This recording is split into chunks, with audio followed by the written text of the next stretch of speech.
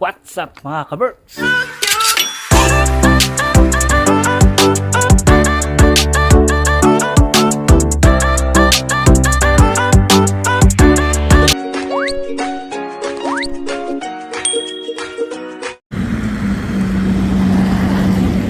Nagsasaboy ng ano yan mga kaberks, asin. Ayan. Para di madulas. Galing na siya dito. Ayan yung mga sinaboy. Oh.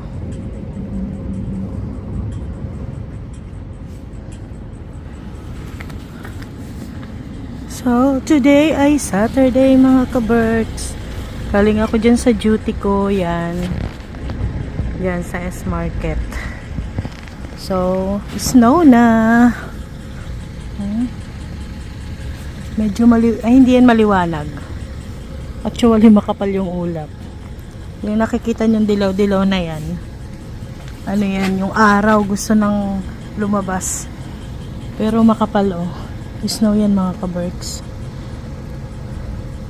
So, nag-abang lang ako ng bus na sasakyan ko. Ayan. Kita ba? Ayan.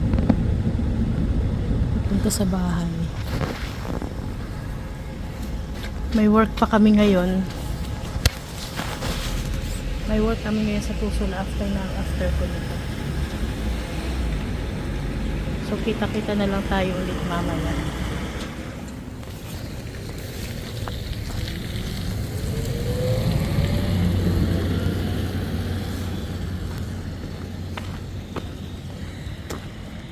Magdamag umulan ng snow. Pero hindi naman malakas.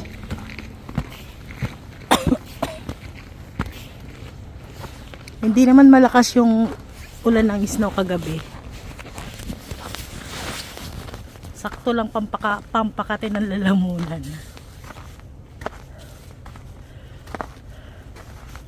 -4 ngayon mga kaberks. Nag-ano lang ako, nag-commute lang ako kasi para makabawi si Kiro ng tulog. Saturday ngayon. Dahil wala na siyang golf course. Makatilala muna ko. Dahil wala na siyang golf course, okay lang di siya gumising ng maaga. After nito, kakain lang kami. Punta na kami sa Tusula para dun sa iba naming trabaho. Ha! Hingal ako. Ang lamig. Buti na lang may ilaw na dito. Ayan o. Maliwanag yan kaninang umaga. Hindi ko lang na-videohan kasi gahabol na ako ng oras. Diba? Mabuti na lang. Maganda na yung aming kalsada dito.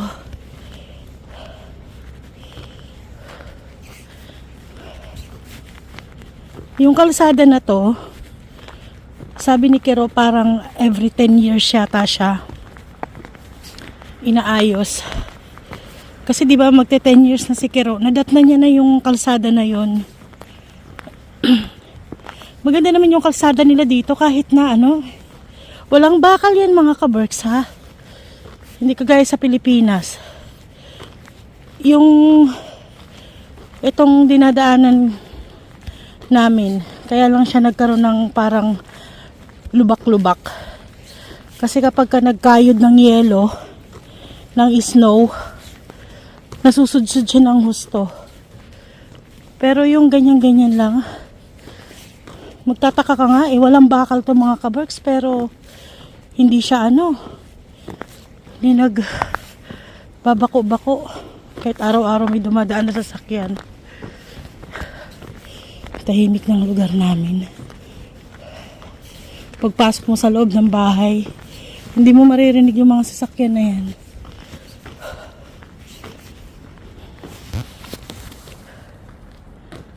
Tinanggal ko yung bonnet ko kasi feeling ko nasasakal yung utak ko. Kahit malamig okay lang. Tingnan nyo. Hindi nakakayos ng madulas, diba? Yan o. Kasi kagabi positive yung weather. Tapos biglang nag-negative. Kaya ganyan siya. Madulas, ganyan ang madulas. Ito, kaskasan ng paa yan, ng sapatos. Yan.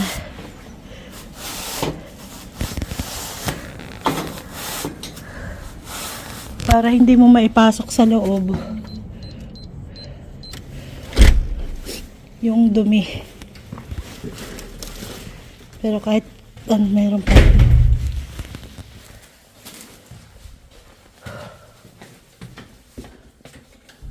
Nagugutom na ako. Kasi kagabi, ang kinain ko lang kamote. Tsaka konting kanin.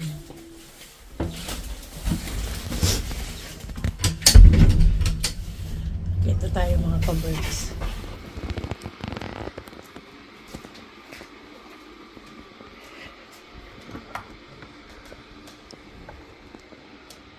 Tulog pa sila mga ka-birds. 9:30 na. Magkakape lang ako.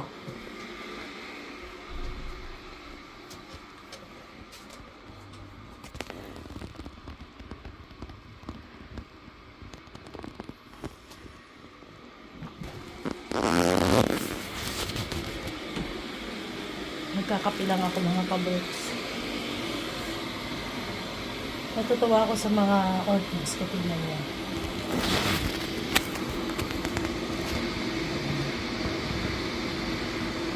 Yan.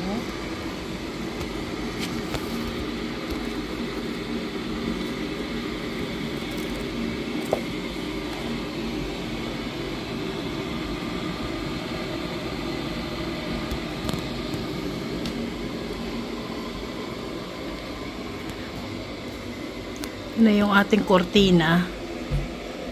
Yan. Magkakape lang ako mga ka-barks. Kasi higa muna ako habang tulog si Kero. Hindi ko yan siya gigisingin. 9:30 na. Naku, huminto na naman tong relo namin. 9:30 na. Tulog pa sila. Mamaya may lakad kami mga ka-birds. Mga bata, pagdating namin yan, madalas tulog pa yan sila. Pagka ganitong Saturday, Sunday.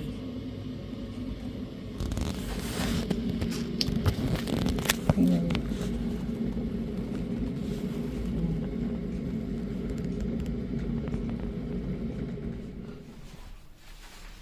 Good morning mga ka-birds! Morning. Ito tayo ng almusal.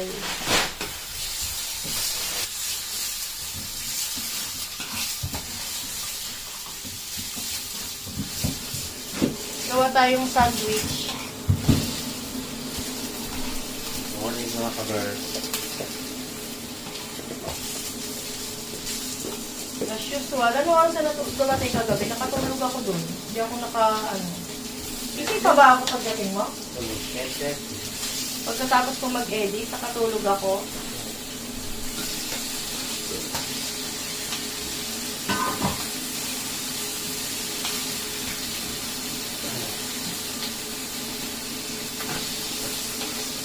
Gusto ako ng bacon. Gawa tayo ng sandwich.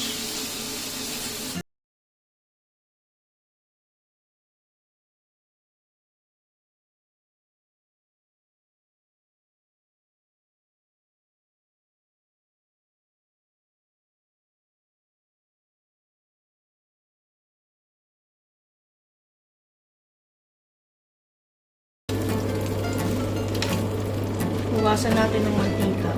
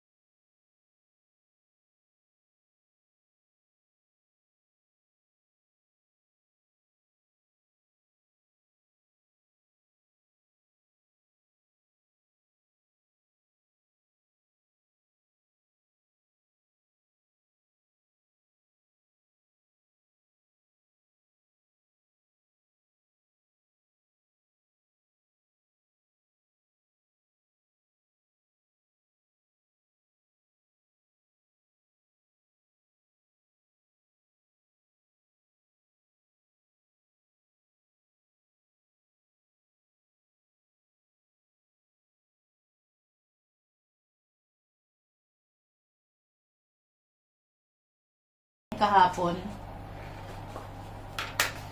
So, ito ay excess.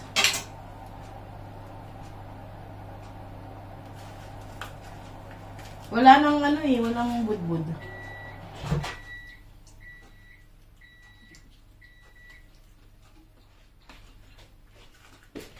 Ang kape. Sa itong puno. Kain tayo mga ka-birds. Kain, kain. Ayan. Kuchinta.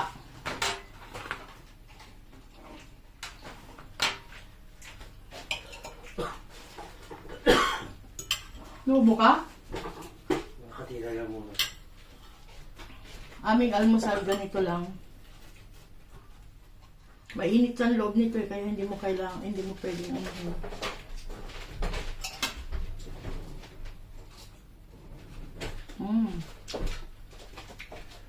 Ito sa'yo. Kain tayo mga ka-birds. Ayan, mag-almusal muna tayo. Para na siya clubhouse. Kakamayin mo, di ba? Ay, bacon. Mainit kasi. Sarap pa. Sarap mga kabarbs. Kain tayo.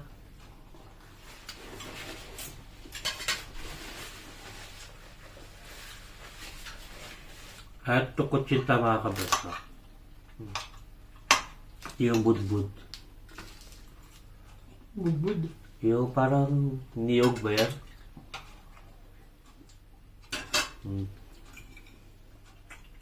Sarap.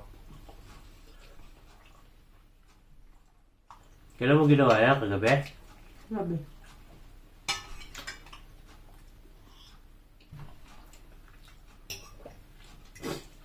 Yung puto na ginawa niya. Meron siyang excess na benta ko.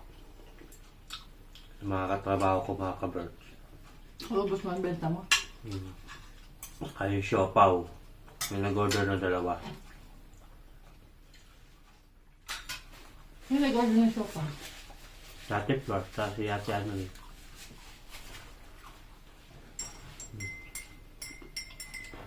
Sabi ko mga ka-works, pag resign na ako sa trabaho, magluluto na lang ako. Ano ba to? Tingnan mo nga. Mainit kayo ng 1 minute pa. Basta yung isip mo lang. Uminit. Ganon. Pwede ipanghugas sa puwet yung lamig ng kape. Ba't ganon? Nakala ko. Pero yung sa akin, mainit. Ito lang yung sa'yo yung sinalang mo. Hindi yan, sabay ko yan. Pinagsabay ko sila. Pinainit. Pag mainit yung sa akin, ba't gano'n sa'yo malamig? Ano, may kinikilingan yung microwave? Mainit ang ulo ko sa'yo. Nangingilala yung microwave pag di nakilala yung kape?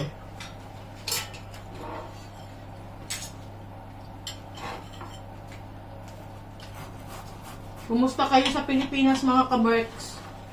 Lapit na magpasko. Ay, kumustahin natin yung mga nanonood sa atin ng... May nanonood sa amin from Australia, Canada, New Zealand. Saan pa ba yun?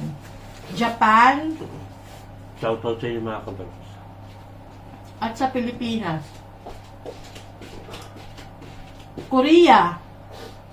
Kay Filipina living in Korea.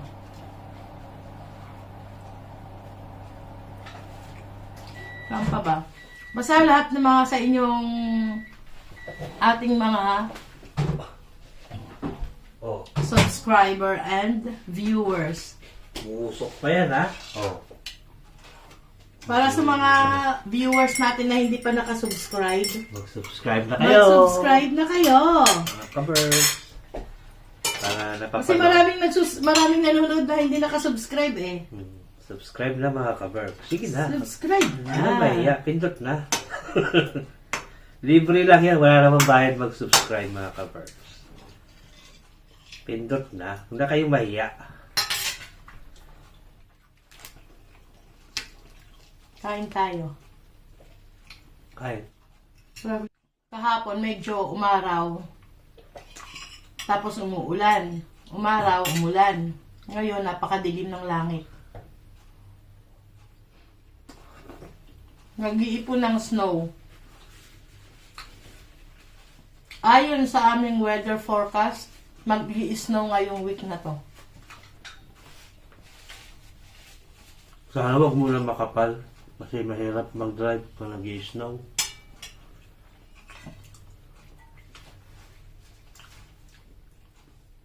Nung nakaranga, nag-i-snow lang ng kaunti. Namuti na yung buong pin. Yung bulaklak nagbigay ni Ate Jess. Oo. Biglang sumigla yung aking pasimano, mga ka-Berks. Kasi may binigay si Ate Jess na. Tatlo orchids na binigay na? Oo. Ang dami Wow, thank you Mami Jess sa orchids. Si Ate Jess na mahilig magdala ng Ito. kung ano-ano. Alam mo to si Ate Jess? Ikaw talaga Mami Jess yung Kulang na lang dalhin yung yung bahay nila dito sa bahay namin. Kung saan siya Dami niyang nagpupunta. halaman, no? Binigay tatlo. Ang gaganda Yung ng bahay orchids. ni Ate Jess, ang dami ding halaman. Dami din niyang orchids. Nakikita namin sa mga reels my day niya. Julie, nag-i-start na rin mag-orchids. Ang gaganda rin mga orchids Kasi niya. kaysa naman itapon ni Julie yung orchids niya. Mhm. Dati kasi mga ka-Berks, binibigay sa akin ni Julie yung mga orchids na napupulot niya. Sabi ko hindi, sabi ko, lagay mo lang yan dyan sa inyo, tutubo din yan. Dati hindi niya talaga inaano yung orchids kasi na ano siya kung mapapatubo niya. Pinasok niya sa loob ng bahay, di yun tumubo. Kung saan naman tutubo yan, hayaan mo lang. Diba? Lagyan mo lang ng tubig. So, nagtatanong kung anong nilalagay ko dyan, wala akong nilalagay, tubig lang.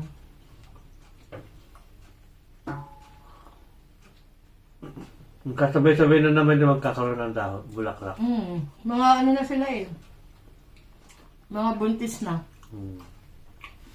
Sa dulo wala pa. Meron na pausbong isa. Ayan, ito.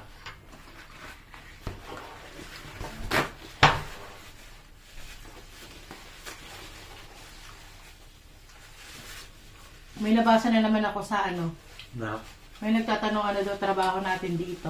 kami po ay mga frontliner. Cleaner. Uy, may tumatawag. Kayo yun. Dali lang ba kayo ate? So yun, kain muna kami mga ka-Bert. See you sa mga susunod na vlog.